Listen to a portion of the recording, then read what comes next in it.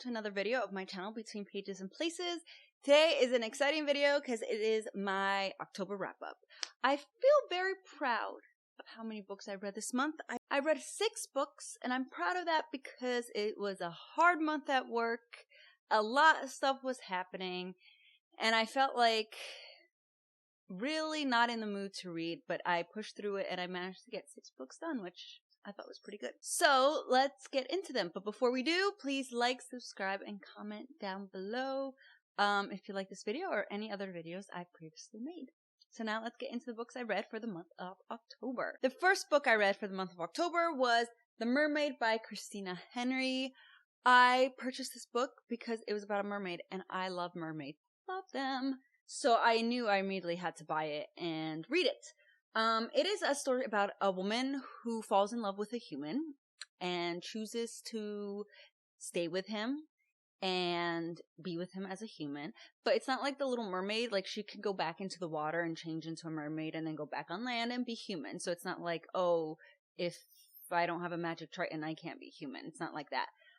So she stays with this man, and then this man dies, and she stays human despite all that. And then P.T. Barnum actually appears in this story, and he finds out about this person who is a mermaid, essentially, from rumors and other people, and decides he wants her to be in his, like, freak show circus.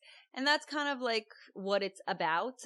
It's broken up into a few parts. The first part is like the mermaid and her meeting the man and falling in love, and then P.T. Barnum kind of comes into it. I do say that, like, P.T. Barnum in The Greatest Showman is portrayed as a much nicer person than P.T. Barnum in this story. In this story, he is very conniving, very cruel, very evil, only really cares about himself. Just moving my mic a little. And that's pretty much it. Like, he doesn't care about the well-being of others or the people around him. So I didn't really like him in the story very much. But I liked the story as a whole. I liked the progression. I liked the writing. I liked the character development. I thought it was a very nice, sweet story that I really enjoyed reading. And I gave it 5 out of 5 stars. So if you like mermaids, I suggest you pick this up. Oddly, it's in the horror section at Barnes & Noble, which I thought was weird because I thought it'd be in the fantasy, which is where her other books tend to be. So the fact that it was in horror, I was like, interesting. The next book I read for the month of October was A Sparrow for Job by Alison Drake. This is actually Queen Loftice's, like, other author name that she uses for her books, and the books that she uses this name for are not as supernatural, paranormal. I really liked this book. I thought it was very sweet, very kind. It's about a girl named Sparrow who was born to a family that doesn't love her. And she basically gets run out of her house by her father, who tries to kill her, and she ends up in the hospital. And there she meets the nurse who actually helped bring her into the world. And from there, the nurse's friend ends up taking her in, giving her a job, giving her a home. But she also meets the friend's son, Job. And he also has his issues and problems from being at war and having to deal with losing people in his life, like his brothers and, like, his father. So he's gone through a lot, definitely. And together they kind of learn to accept what they've been through and grow as 2 people who want more for themselves. And I just thought it was such a sweet story. I really loved it. It's wholesome, uplifting. There's religion in there, which is fine for me. Like, it talks about faith a lot. But I just loved the story, and I thought it was so well written, and you really get invested in these characters, and you want the best for them. Even though they're obviously very traumatized and broken inside, you want to see them succeed and have a good life and, like, have a happy ending. So I definitely recommend this one as well if you like those kind of stories, and I gave it 5 out of 5 stars. The third book I read for the month of October was The Grim Rose Girls by Laura Powell. I gave this a 3 out of 5, mostly for the reason that I felt like some of the characters were a bit superficial. It's about a group of friends whose friend dies in the beginning of the novel. It even says, like, 1 murdered girl, 4 troubled friends, and a fate they can't escape on the front. But I just felt like it really it was like a mystery, and they were supposed to find out who or what murdered their friend, right? But I felt like a lot of the scenes were superficial. I felt like it was just regular teenage drama, and there wasn't enough like angst or mystery or magic or any of that in the story to keep me entertained. And I didn't feel like a lot of the characters had enough development, and I didn't feel like they really grew. I just felt like it was a group of friends that were like bickering all the time and, you know, jealous about each other and all that. And I felt like the overall mystery or the overall plot wasn't focused on the fact that their friend was murdered enough. Like, it just didn't talk about it enough, and it didn't have like suspenseful scenes enough where it's like, oh my god, they're after us too, or anything like that. And I finished the book, but I just wasn't as entertained as or enthralled in it. And I think this is actually in the fantasy section, which I found interesting because like it doesn't feel like fantasy to me at all. It was in the YA fantasy, I think, but it just didn't feel very paranormal or magical to me to be put in that section. And I wanted more growth, more angst, more magic, more suspense. And I didn't feel like I got that. So yeah, 3 out of 5 stars, but I read it and I was like, the next book I read for the month of October was On Writing, a Memoir of the Craft by Stephen King. This is a nonfiction that he wrote about how to be a good writer or how to grow as a writer. I found the most interesting parts of it when it talked about his life and like him growing up, him becoming a teacher at one point, getting married, writing Carrie, like getting rejected constantly for his writings, and eventually like finally getting one, and like all the turmoil he went through with drugs and alcohol and all that, and then becoming who he is today.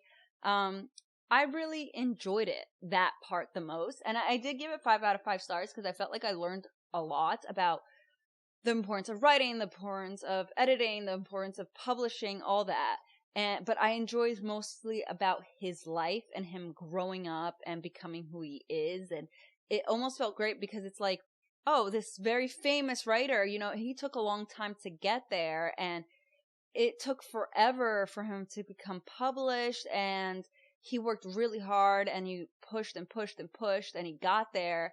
And, you know, the key is really just not to give up ever and just to keep writing. And that's amazing to me. Like, I feel like sometimes I just want to give up as a writer, but because of him, I'm not, you know. And I know that he says like the best thing you can do to become a writer is to read, and he's right. Like, I agree with him. So it was great to see like his journey to being who he is today, basically.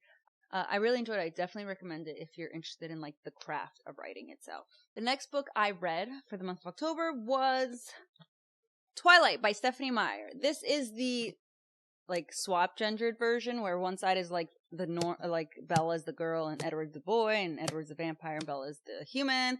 And then this side is the opposite, like they did a gender swap. But I only read this side. I read the original. So Twilight, for those of you who do not know, is about a girl named Bella Swan who moves to a town called Forks, Washington after her mom gets remarried to a minor league baseball player. And the guy keeps like traveling a lot to try to get onto a team. And so Bella's mom stays with Bella, and Bella feels guilty because she wants her mom to be able to spend time with her new husband. So Bella decides, I'm going to move to Forks, Washington and live with my dad, Charlie Swan. And there she meets a very interesting family called the Cullens, who end up being vampires. You have Alice and Jasper, who are a couple, Emmett and Rosalie, who are a couple, and Carlisle and Esme, who essentially are the father and mother of the family. And then there's also Edward Cullen, who is supposed to be like gorgeous, like auburn, orangey kind of ginger hair, essentially green eyes when he was human, you know, very good looking. And the thing about this family is that they don't drink human blood. They drink animal blood, which causes their eyes to become like a golden color, opposed to the red you get when you drink human blood. And Edward's the only one who is alone. Like, he doesn't have anybody, but he becomes attracted to Bella mostly because of the scent of her blood. And, you know, yeah, so he becomes enamored with her, can't stop thinking about her, and they kind of start dating, and from there, the story of Twilight kind of sets off. It's been 15 years since I've read this, and I'm only reading it for a vlog, which I hope to have come out next week on my channel, so be on the lookout for that. And I gave it a 3 out of 5. Because as a 15-year-old, yeah, totally. Edward, the idea of living forever, and it's like soulmates, and you're just like obsessed, and you think he's so romantic, and he just loves her. As a 30-year-old, very unhealthy relationship. She's completely obsessed with him, and she's only met him. Like, he's a freaking vampire, and she's not running for her life. She's just like, yeah, I want Edward for me. And it's like, what is wrong with you? Like, how could you want someone that can kill you? Like, there's literally nothing stopping him from doing so, and you still love him. I just was like, that's crazy. And as someone who teaches like 17, 18-year-olds, I don't think my students act the way she does. Like, I don't think they act that obsessive over somebody. I think they just kind of move on and they're like, oh, I'll get someone else. But she's like totally enamored with him in a very unhealthy way. And yeah, I'm just like, that doesn't seem healthy.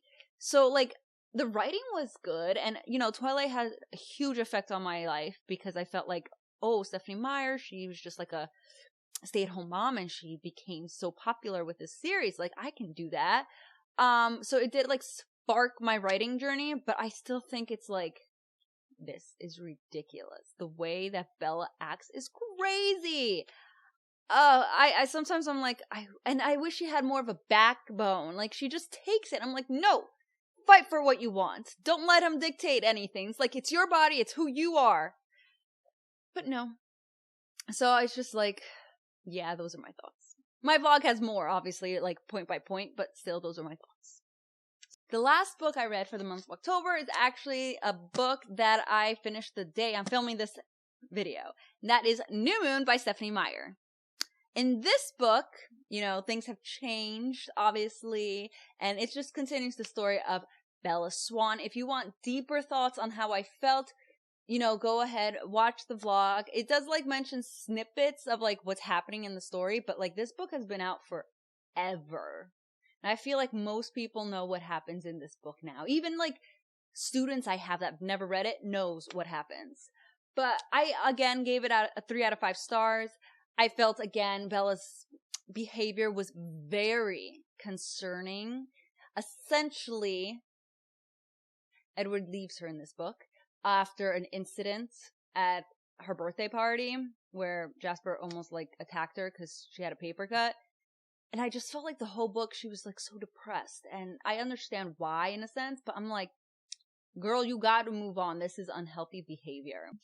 I mean, this is crazy. There's other guys out there. So again, unhealthy behavior. And again, I felt just like Edward was so controlling. He's like, this is not what I want for you. I'm like, but this is what she wants for herself. And that's what matters. Not what you want. It's what she wants. Even if you don't agree, you still kind of have no choice in the matter because it's what she wants for herself. Yes, but I have more in-depth thoughts and feelings in my vlog again. So make sure to go check that out. Again, I gave this a 3 out of 5 stars. And my next read will be Eclipse and then Breaking Dawn. And so those were all the books I read for the month of October. I hope you liked this video. Please like, subscribe, and comment down below if you like this video or any other videos I've previously made. I will see you soon with another video. Bye!